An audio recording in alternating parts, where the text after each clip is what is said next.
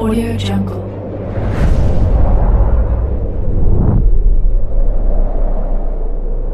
Yo, balik lagi bersama Mimin di Manhwa TV. Kali ini kita akan lanjutkan pembahasan dari cerita The Apex of Dragon Mastery. Mimin infokan kembali bagi teman-teman yang ingin menonton video terbaru lebih cepat, silahkan bergabung menjadi member di channel ini dengan biaya 5.000 per bulannya. Jika tidak, teman-teman bisa bersabar lebih dulu selama 2-3 hari untuk menonton video tersebut. Tanpa berlama-lama, yuk kita masuk ke disclaimer dulu.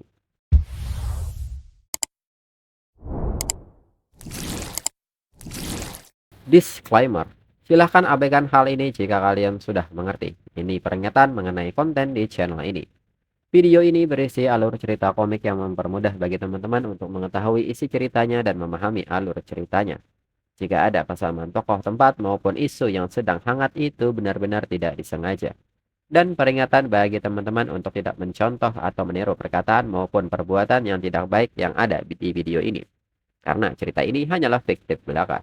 Jika mengerti, yuk kita masuk ke ceritanya. Dengan ini dirinya akan langsung ke intinya. Tidak perlu menunggu sebulan selama Wuxian menyerahkan keluarga Ye kepada keluarga Long. Dirinya akan membantu Wuxian menghadapi Huang Yutian.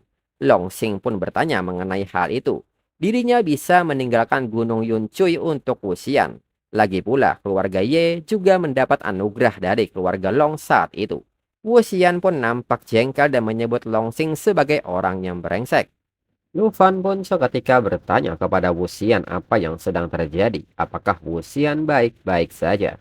Wuxian pun menyebut bahwa ini bukan masalah besar, hanya cedera lama yang kambuh lagi.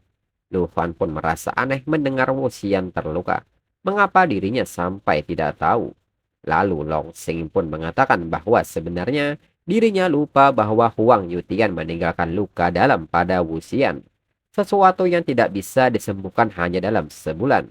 Dengan tubuh seperti milik Wuxian, Wuxian tidak mungkin bisa melawan keluarga Long dan Huang. Dirinya menyarankan Wuxian untuk mempertimbangkannya kembali sekarang. Namun Lu Fan segera memotong pembicaraan ini dan menyebut bahwa tidak perlu mempertimbangkannya lagi. Wuxian tidak akan setuju. Wuxian pun kaget Lu Fan mewakilinya menjawab hal ini. Long Xing pun bertanya kapan keluarga terhormat ini bergantung pada anak yang masih baru untuk menangani keadaan ini. Long Xing baru ingat sekarang mereka harus menghormati Lu Fan dan memanggilnya sebagai pahlawan besar negara naga. Wuxian pun nampak panik dan meminta Lu Fan untuk tidak mengkhawatirkan masalah ini. Perjuangan antara keluarga barat bukanlah sesuatu yang bisa diatasi oleh orang biasa. Lu Fan pun mengatakan bahwa Wuxian sudah menolongnya selama ini. Sekarang Wuxian dalam masalah, bagaimana mungkin dirinya hanya bisa berdiam diri dan menonton. Long Xing pun menyebut memenangkan beberapa pertarungan kecil dan sekarang Lu Fan benar-benar berpikir bahwa Lu Fan tidak terkalahkan. Long Xing pun menyebut gelar pahlawan ini adalah sesuatu yang Lu Fan tukarkan dengan nyawanya.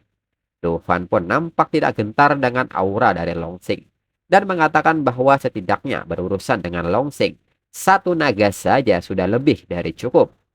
Di saat itu Andre pun memanggil Lu Fan. Jika Lu Fan tidak nyaman untuk bergerak, maka biarkan dirinya yang memberinya sebuah pelajaran. Xiaoman dan Jianying pun kini juga bersiap untuk bertarung membantu Lu Fan. Namun Lu Fan dengan senyumnya mengatakan bahwa mereka tidak perlu ikut campur. Pertarungan ini adalah hadiah besar yang dirinya kirimkan kepada keluarga barat. Dan Lu Fan memanggil Xiao Ye untuk bertarung. Mendengar hal ini, Long Xing pun menyebut Lu Fan sangat konyol.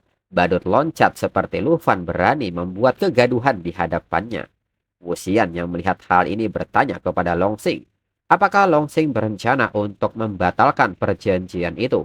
Long Xing pun meminta Wuxian untuk tidak khawatir. Namun saat Long Xing ingin mengatakan sesuatu lagi kepada Wuxian, omongan ini terpotong dengan tendangan dari Xiao Ye secara tiba-tiba. Hingga membuat Long Xing terlempar membentur sebuah tembok. Lu Fan pun meminta Long Xing untuk bertarung di luar. Pila nomor 1 mereka belum diperbaiki. Jadi mereka tidak bisa membiarkan Long Xing merusak pila nomor 2. Long Xing pun nampak kesal dengan hal ini dan mengatakan bahwa awalnya dirinya hanya ingin memberi Lu Fan pelajaran kecil agar Lu Fan ingat, namun sekarang dirinya sudah berubah pikiran. dan Long Sing pun mengcasting serangannya. Lu Fan pun menyebut ini sangat kebetulan. Dirinya juga sudah berubah pikiran. Dan seketika Xiao Ye kini berubah ke bentuk naganya dan memasuki bentuk World Destroyer. Long Sing yang melihat hal ini mengatakan bahwa ini kekuatan yang luar biasa, layak dimiliki makhluk terkuat. Hari ini dirinya akan menjadi Dragon Slayer dan menaikkan pamor keluarga Long. Lu Fan pun segera mengaktifkan Dragon Inspiration hingga meningkatkan semua atribut diri sendiri dan hewan peliharaan naga, serta kekuatan serangan sebesar 30%. Dilanjutkan dengan Xiao Ye yang melepaskan skill Freezer ke sekitarnya hingga tekanan ini akan menyebabkan rasa takut tidak bisa bergerak dan efek setrum pada semua target musuh dalam area yang luas. Long Sing yang menerima tekanan ini menilai tubuhnya secara naluriah gemetar, bahkan pikirannya untuk melawan pun hancur. Long Sing pun bertanya-tanya apakah ini kekuatan dari seekor naga. Long Sing pun menyebut jika orang lain, mereka pasti sudah berlutut dan memohon belas kasihan. Tapi sayangnya yang Lu Fan hadapi sekarang adalah Long Sing dari keluarga Long.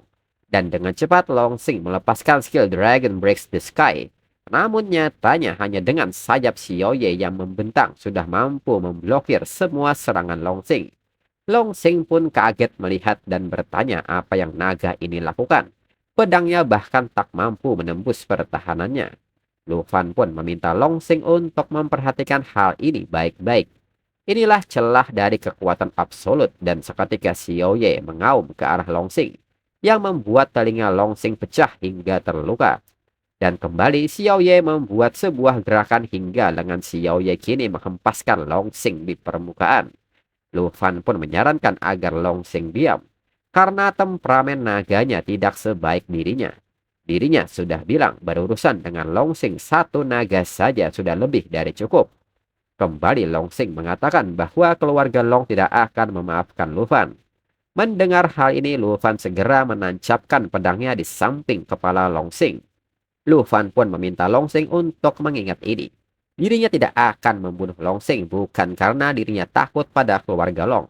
Lu Fan pun meminta Long Sing untuk kembali dan memberitahu keluarga Huang dan keluarga Long bahwa 1 bulan lagi Wu Xian dan dirinya akan kembali ke barat untuk menyelesaikan urusan dengan mereka.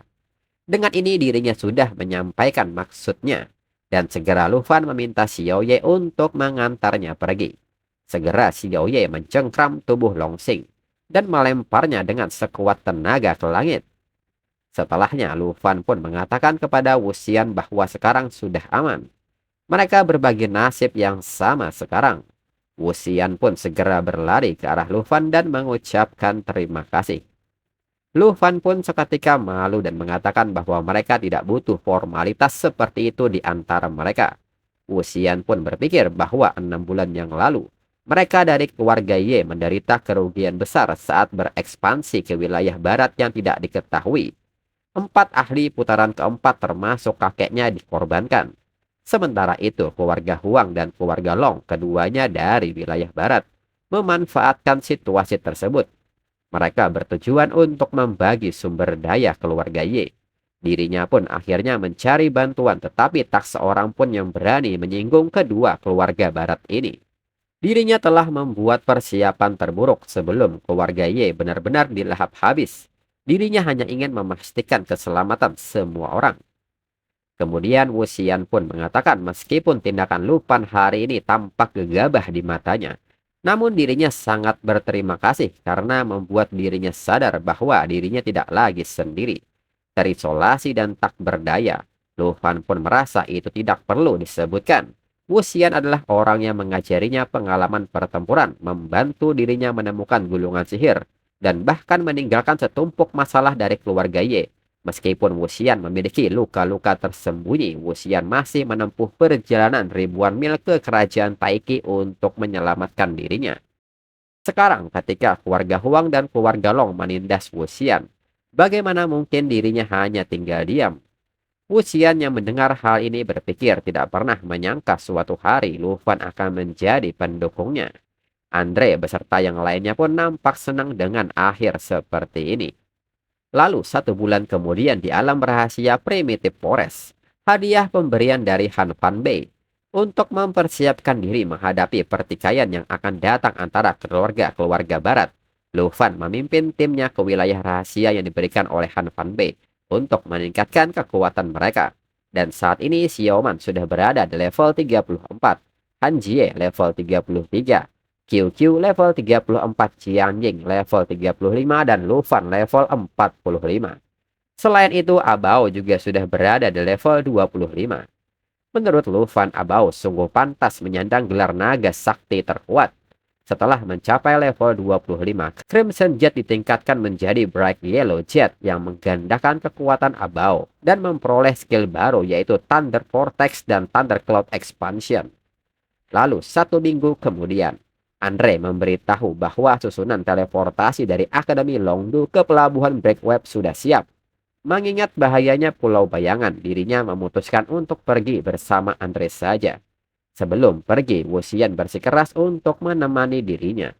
Mengingat Wuxian mampu menangani Pulau Bayangan, dirinya tidak menolak, tapi dirinya masih khawatir dengan luka dalam yang diderita Wuxian.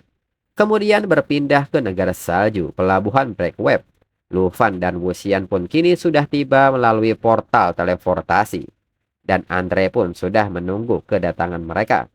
Andre pun menyebut bahwa dirinya telah menunggu kedatangan Lu Fan. Andre pun memperkenalkan Lu Fan dan Wuxian kepada mereka. Ketiganya adalah pakar putaran keempat dari keluarganya. Pertama, Victor level 91, seorang destroyer tingkat 4. Kedua, Mikhail level 92, seorang magic feeder tingkat 4. Ketiga, Ivan level 91, seorang pros messenger tingkat 4. Di atas kapal ada juga tim yang terdiri dari 20 orang ahli ketiga yang akan bergabung dengan mereka menuju Pulau Bayangan. Berbicara tentang kapal, Andre pun meminta izin menunjukkan kartu trup utama mereka. Ini adalah kapal perang sihir si Emperor Class, terbuat dari mithril, kayu besi berusia 1000 tahun sebagai rangkanya, dengan 36 meriam sihir yang cukup kuat untuk menghancurkan pulau. Dibangun oleh insinyur terbaik dengan biaya besar. Dengan ini kesuksesan akan terjamin. Lu Fan pun menyebut ini lumayan sungguh mewah. Andre pun kembali mengatakan bahwa dirinya sudah membuat semua persiapan untuk perjalanan pulau ini. Dan dengan bantuan Lu Fan kali ini mereka pasti berhasil. Lalu mereka pun kini segera berangkat. Dan kini kapal mereka pun memasuki situasi badai. Mereka pun kini memperhatikan monster-monster laut yang mulai aktif dan menghadang kapal mereka. Namun Lu Fan sudah lebih dulu memanggil Xing Chen. Xing Chen yang melihat musuh yang ada di depan pun seketika melepaskan Starfall hingga cahaya bintang yang jatuh pun menghujani monster laut ini.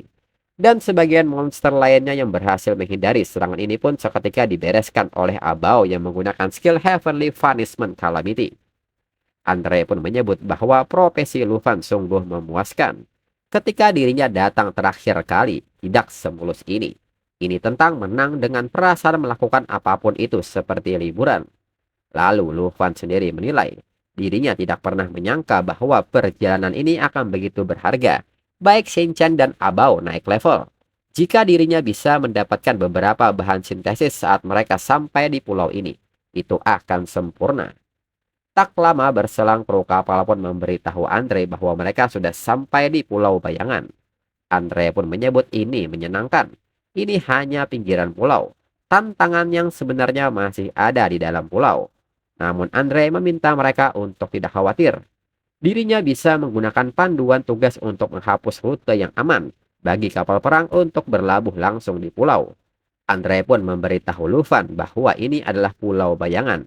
Dari sini dan seterusnya, Lu Fan bisa bertindak sesuka hati.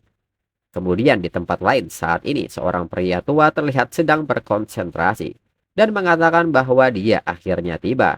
Dan ternyata pria yang baru saja tiba ini adalah Huang Yutian level 98, seorang Fearless Sword Cultivator tingkat keempat. Dan untuk episode selanjutnya tunggu minggu depan lagi. Sekian dan terima kasih.